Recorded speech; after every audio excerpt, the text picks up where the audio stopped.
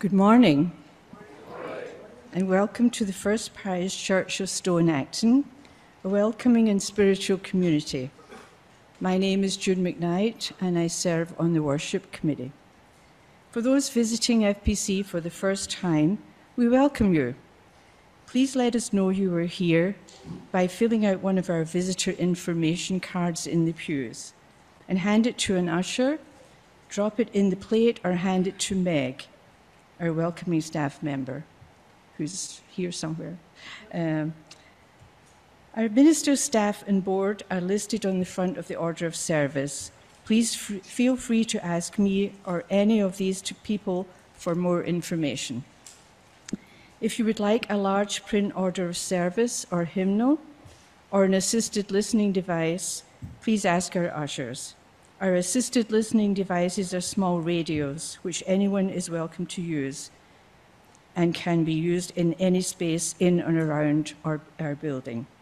After the service, please join us for coffee and conversation in our fellowship hall, which is one level down at the end of this building, or in a breakout room if you're joining us online. I'd like to draw your attention to the announcements in our order of service and also invite you to check out our webpage for more information, and you can also sign up there for our newsletter and email alerts. Our visiting minister today is the Reverend Joe Murphy. Reverend Joe is the Executive Director for UU Mass Action and is busy mobilizing and organizing with the many UU Mass Action campaigns. She's also quite busy with her one-year-old daughter, Simone, who's down in the nursery, and doing per diem work as a chaplain at Beth Israel.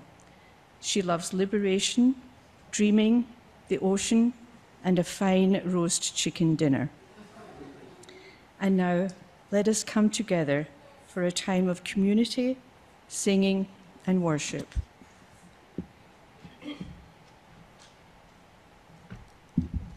Good morning. For those who woke up this morning with joy, welcome in. For those who woke up this morning very early when it was still dark and raining, welcome in. For those who woke up this morning with trepidation, welcome in. For those who woke up crying, perhaps in sorrow and grief, welcome in. Welcome in to all who woke up in this morning, for all who bring their different hearts that come together to beat right here, right now in this spiritual community. Our chalice lighting this morning is a poem entitled Obligations 2 by Layli Long Soldier. As we embrace, resist the future, the present, the past, we work, we struggle, we begin, we fall, we understand, to find, to unbraid, to accept, to question the grief, the grief, the grief. We shift, we wield, we bury into light as ash across our face. Let us, regardless if we have an actual chalice, always be lighting the chalice of our hearts and minds and always burying into the light.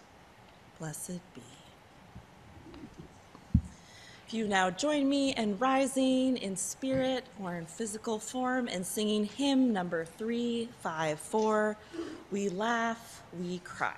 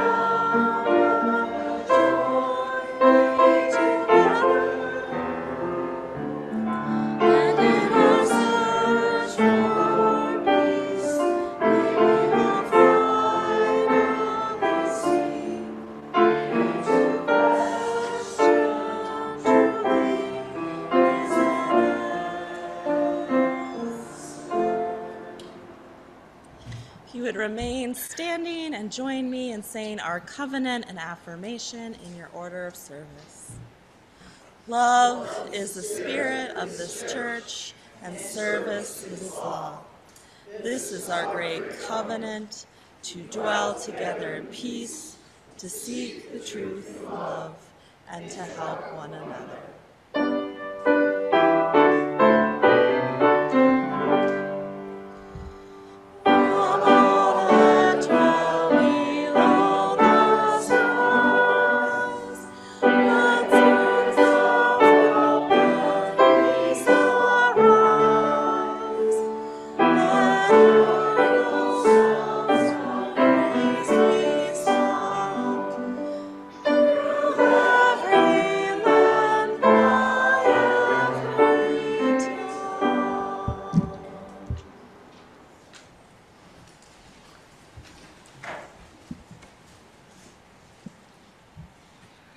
We acknowledge that we are on the unceded territories of the Massachusetts, Nipmuc, Pawtucket, and Wampanoag peoples, as well as honoring and recognizing the Black and African people whose unpaid and forced labor built this country and our state. We celebrate and work in solidarity with Black, Indigenous, and people of color organizations, leading the movement for our collective liberation in line with our UU values.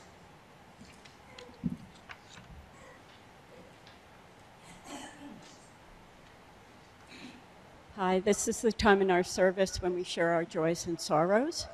I'm Kate Hart. I'm one of your lay ministers, and this is a group, We Help Cindy.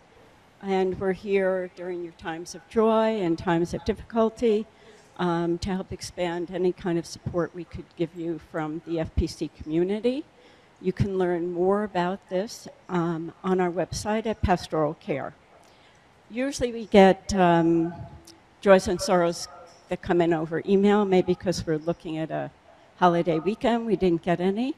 So we'll just start with those that are in the sanctuary.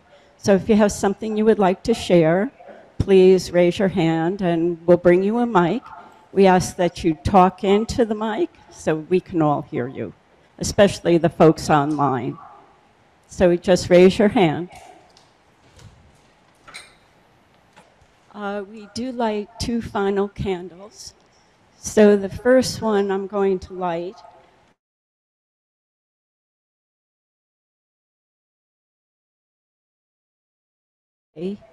toward lasting world peace, so no one will again experience the outcome of human suffering from war and conflict. And we remember, to quote Maya Angelou, heroes and sheroes, service members who sacrificed their lives for our country and our freedom.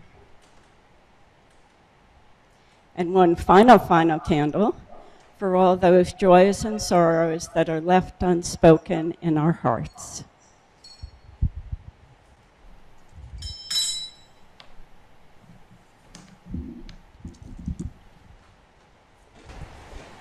Let us take a deep breath in and let it out. Let us open our hearts so they are able to send out joy, sympathy, empathy to all the prayers, joys, concerns, sorrows shared today and the ones unsaid. Let us breathe in as we imagine our hearts growing and growing, letting more and more love in, more capacity to give and receive. Let us breathe in and receive. Let us breathe out and give. Let us breathe in and receive. Let us breathe out and give. Let's take one more deep breath in together as we share in a moment of silence before our hymn.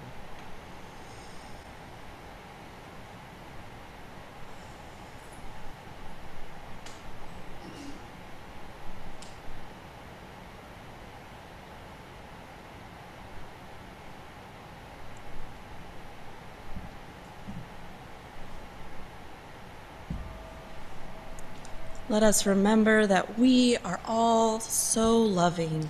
Let all that is said today be in and to love. If you would now join me in rising physically or spiritually in singing hymn number 1007 in the Teal hymnal, There's a River Flowing in My Soul.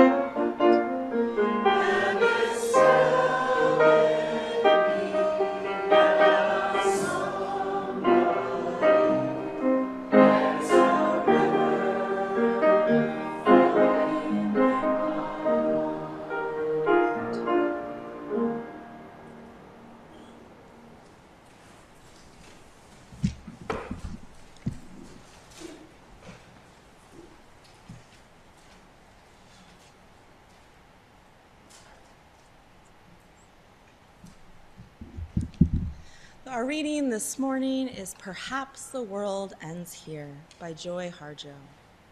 The world begins at the kitchen table. No matter what, we must eat to live.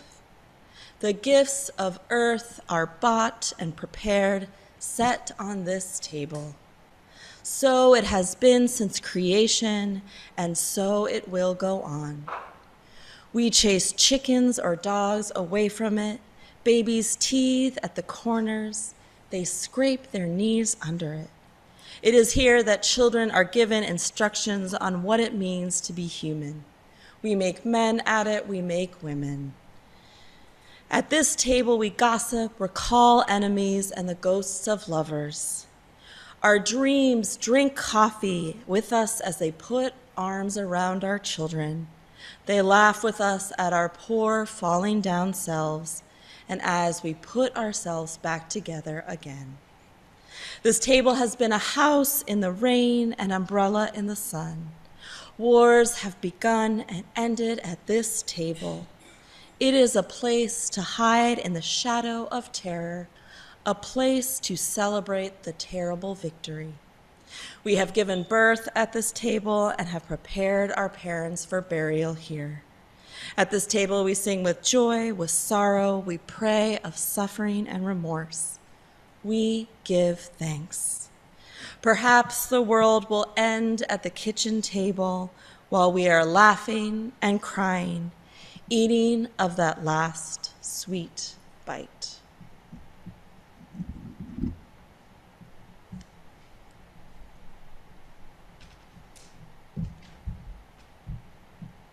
This month, we share our weekly offering with the Boston area Gleaners, and I understand that we have a video, and then after which we will receive the offering. Thank you.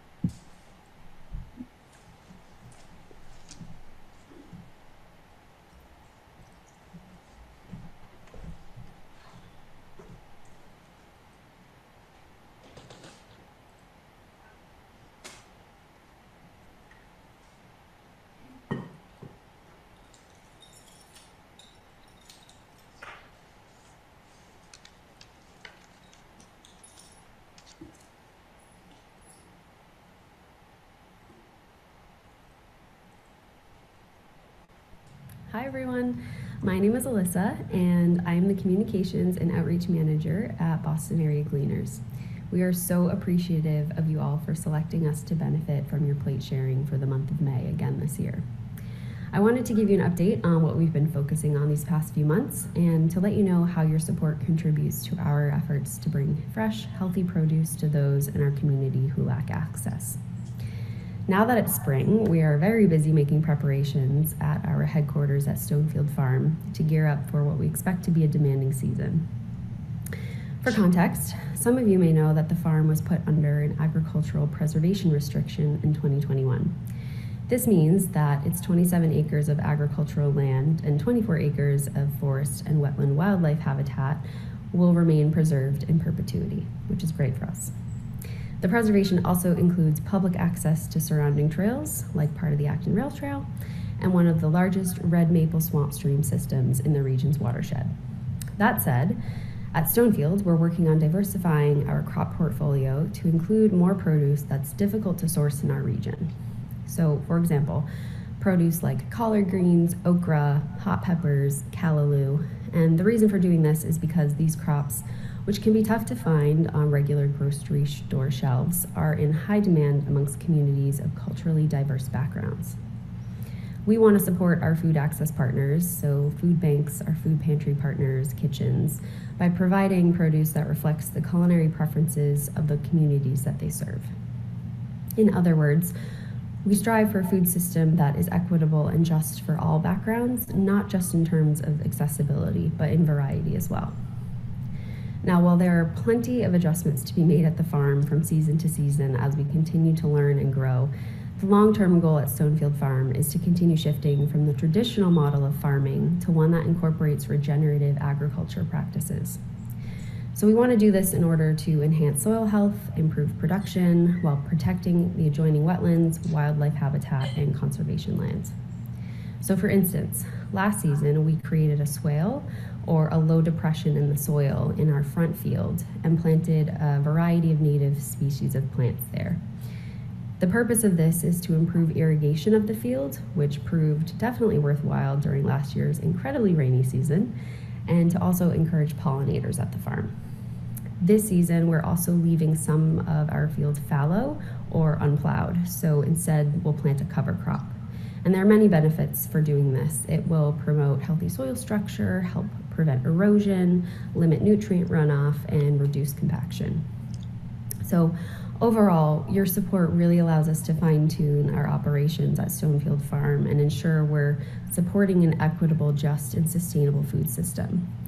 So thank you so much again. We hope to see you at an upcoming event like June Food Day on Saturday, June 22nd. More details to come in future communications, or at an upcoming volunteer trip, which should be ramping up in the next few weeks. So thank you so much again. We really appreciate it.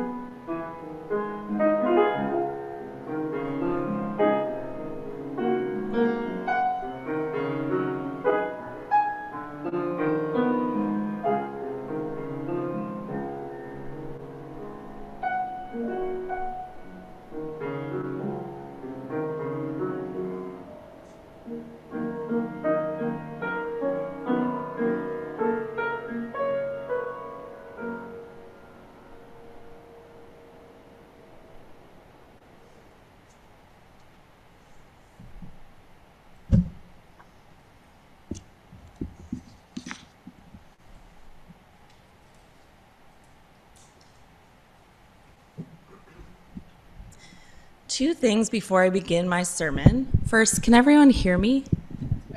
Okay, I'll just lean in. Secondly, I wanted to let you all know that for whatever reason, there is a pig snout and pig ears under this pulpit, and I'm using all the restraint I can not just to suddenly put them on. It doesn't correspond with my sermon, but if it did, if I could figure out a reason, just so tempting. I'm sure there is. Having a 1-year-old requires me to live much more in the moment.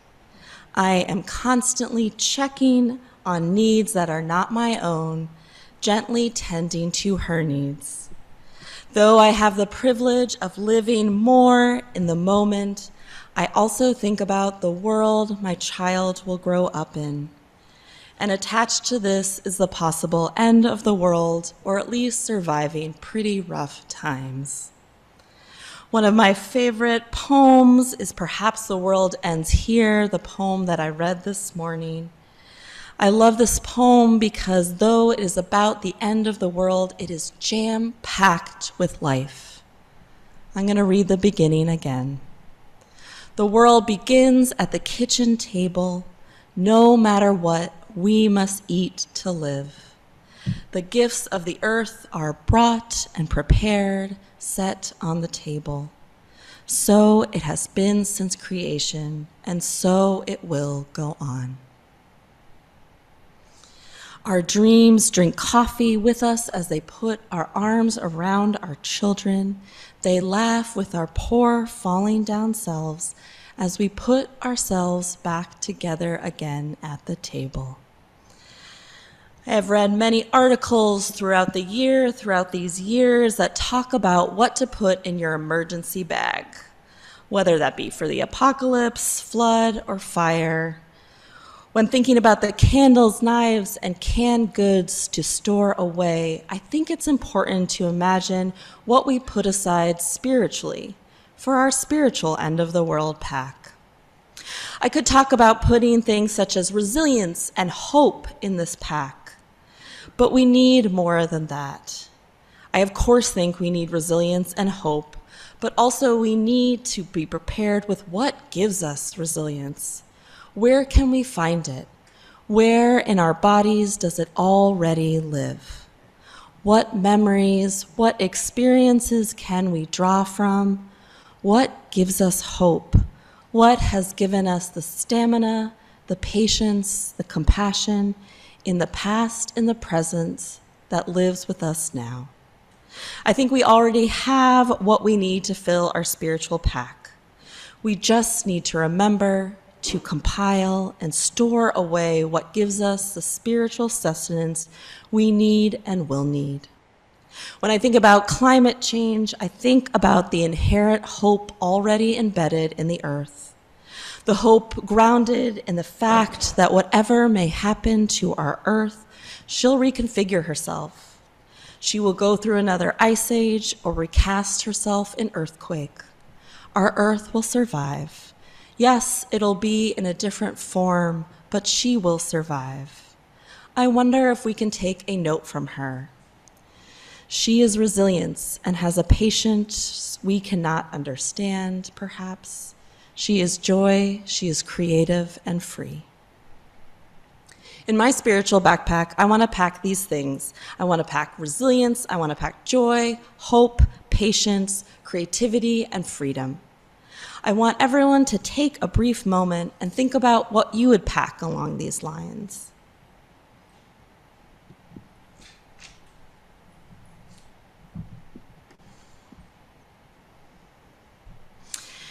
In honor of our earth, in honor of her creative resilience, let us think what we can pack in our spiritual bags so that we too can be creative, hopeful, and joyful in our survival. Today, I'm going to pack my bag of spiritual sustenance, all found in the specific situation of teaching a class in a low-security prison. While the spot is not the most hopeless place, it is still a prison, a place where people are seen as less than human. Though we are in the month of May and talking about perhaps the environment and environmental justice from April, I think the real focus needs to be on us. Again, our earth, our environment will reconfigure itself. It will emerge from great floods. But what about us? We need to gather our people. We need to pack bags of all sorts of supplies. And I am hoping that by packing my bag in a place where hope is not easily found, in a prison, it will bring about more hope. It will bring to mind the ways in which hope itself can be resilient. I want to pack to provide sustenance for myself and others. I will pack resilience. When I think of packing resilience, I think of doing hard things. I think of difficult situations and moving from and through them. And I also think about my dark maroon low-top sneakers. I wear these sneakers every time I lead a class as part of the program Career Pathways. Career Pathways is a re-entry program for those incarcerated to learn more about the career landscape once they get out. These sneakers are often coupled with different clothing items, but I know they fit the requirement for getting into the prison, and they've never gotten me in trouble, so I wear them every time. Some of the participants in this program, they're there because they have to be, but some choose to be, and sit there taking notes, anxious about what awaits them in the outside world. Some are honest with me and tell me they will probably go back to what landed them in prison in the first place. But some light up when I ask them to write an elevator speech about their dream job. This to me, this light, this commitment, this resilience, this is the resilience I want to pack, the resilience seen by a tall minister in the low-cut maroon sneakers. Next, I want to pack joy. Joy in the prison can look like the smiles that spread around the room when those who are incarcerated are asked, if you could be anywhere right now, where would you be? Joy looks like that smile that emerges when someone who has been incarcerated for over a decade says, home. Joy looks like a smile when someone will be getting out soon says, a beach anywhere. And then there is a special joy that when someone upon his departure pats your arm and says, I hope to be in Providence, and if you are ever in Providence and in need of gold, and gives you a wink. Next, I want to pack hope. Hope in this pack looks like the website for a job database idealist, written down in pencil on the back of a packet, written down as someone in the class is not going back to his life pre-prison. He doesn't have an in with a job with a friend. He wants to talk to kids about his life choices. He wants to search idealist.com for community social justice nonprofits. His persistence, his pursuit of a harder path and pencil-noted dream looks like hope. Next, creativity. Creativity here looks like a lollipop given to me made from unusual supplies found in a low-security prison. Waxy, but also fruity, wrapped up in paper. Creativity looks and tastes like hope, like not giving up. Freedom. Freedom in this place doesn't look like an object or something written down. Freedom has more of a feeling. A heartburst that when you feel, when you open the spiritual backpack, a rushing of prison walls coming down, a recognition of humanity, a slight taste of some food, any food service beyond these walls, a taste of an ice cream sundae, a cake someone's mom used to make. Freedom taps all the senses. Grounded in reality, but moving forward with dreams, freedom flirts with everything in the spiritual backpack.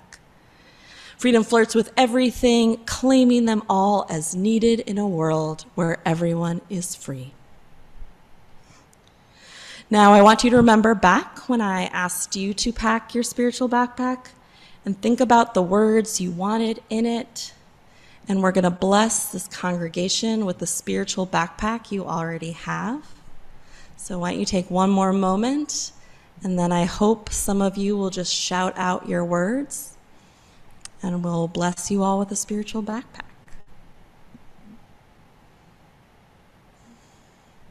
All right, what were some of people's words? Peace. Gratitude. Love. Community. Music. Friendship.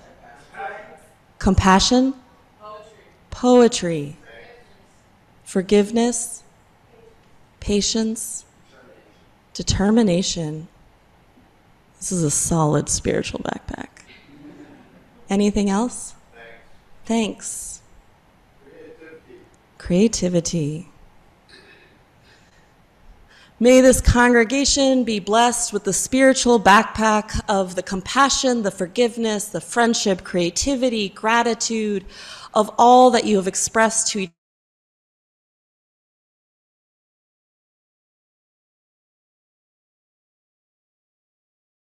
other. Types of apocalypse, from genocide to catastrophic weather. We have all witnessed the horrors of climate change as Californian fires burn past fire seasons, as Miami floods practically every day, and as our seasons here in Massachusetts seems to blend and take a different form in other sometimes eerie ways. We are continually experiencing events that end people's worlds, that destroy home as we know it, or just destroy it altogether. Let us collect sacred items that represent sacred truths. Maroon sneakers and scraps of paper. Let us remind ourselves that we are all here, so we all are ready survivors. Survivors who have had survivors before us. Ancestors who had their own spiritual backpacks. Let us build altars to and for them, continuing to hold these sacred truths close. And finally, let us remember that these sacred truths come from us, are us.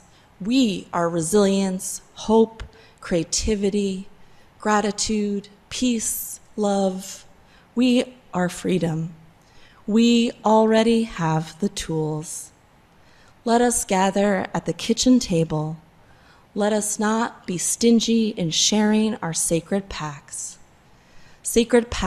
that honor all it is to be alive.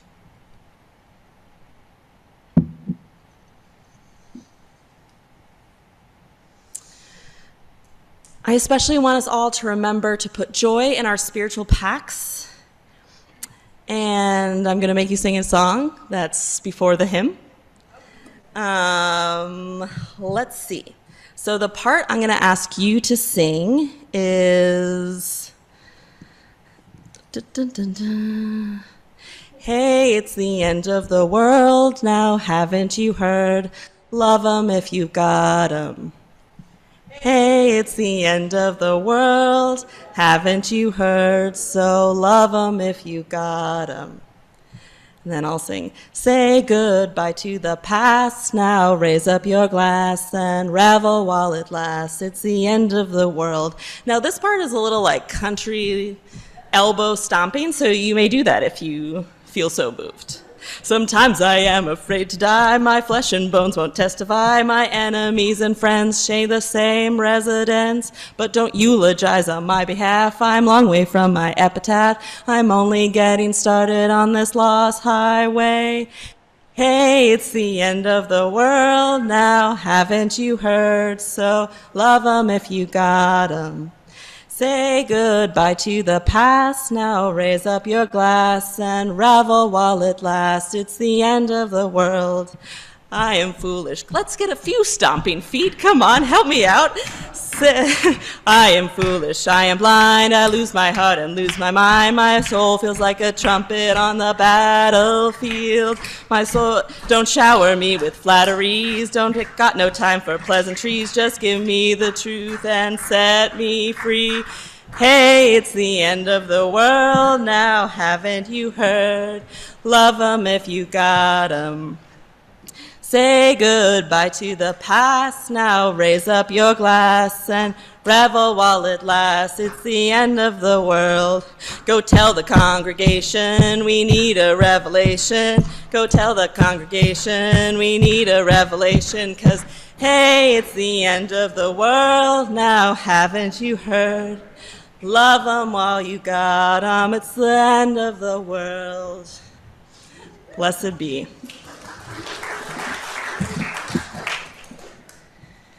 You would now join me in rising in spirit or in body in singing hymn number 1028 in the teal hymnal, The Fire of Commitment.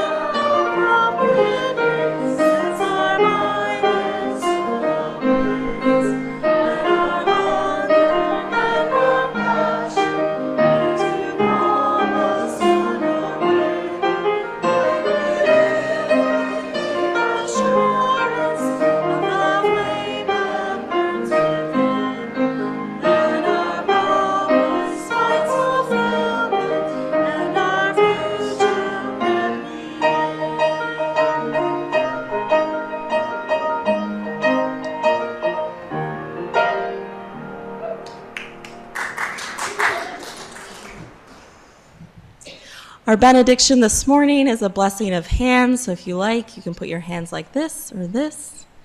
Blessings on all of these hands, apart in physical space, but together in work, together in spirit. Blessings on these hands that are called to the labors of love, the labors of liberation. Bless these hands that bring comfort, care, that bring hope, that bring us together. Bless the hands that organize, that pray, that cook, that help with programming, that clean, sew, paint. Bless the hands that dance. Bless the hands that together do the work that needs to be done. May these hands give as well as receive. May they continue to unite with other hands. And may we all be held in the blessing that is all hands coming together. Blessed be. If you would now join me in singing the closing song.